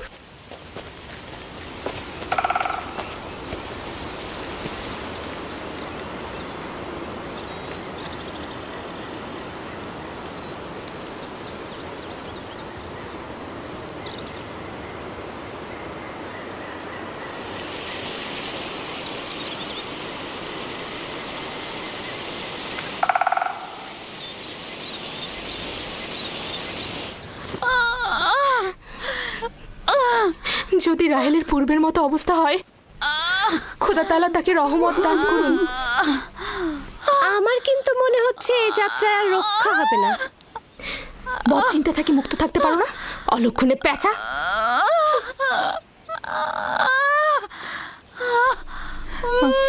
রাহেল, একটু ধৈর্য ধরো। রাহেল, একটু সবুর করো। ধাত্রী পথে আছে, কেন তো বেশি দূরে নয়।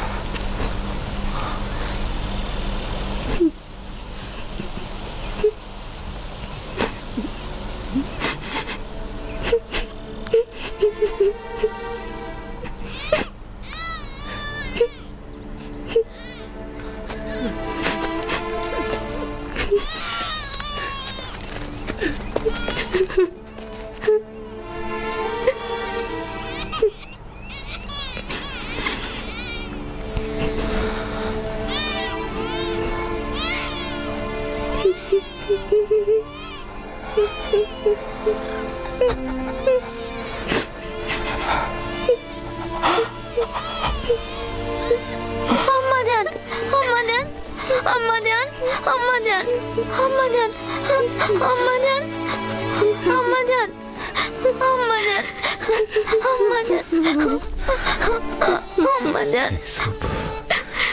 আম্মাজান, আম্মাজান, আম্মাজান,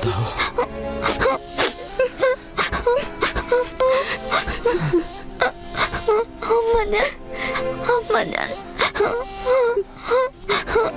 আম্মাজান, আম্মাজান, আমার সন্তানকে দেখে রাখবেন, আমার ইউসুফকে দেখে রাখবেন।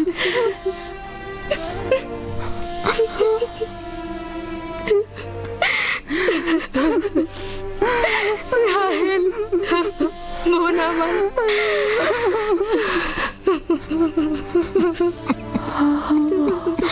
ওদেরকে কখনো অবহেলা করবেন না।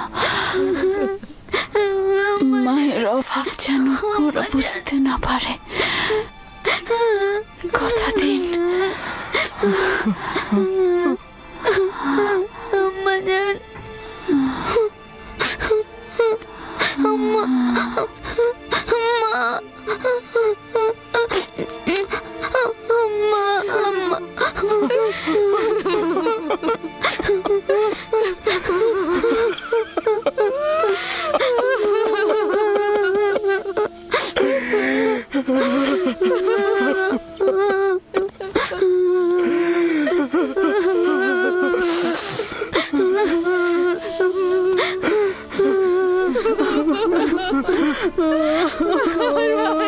মানু বোন আমার রাহেলা মানু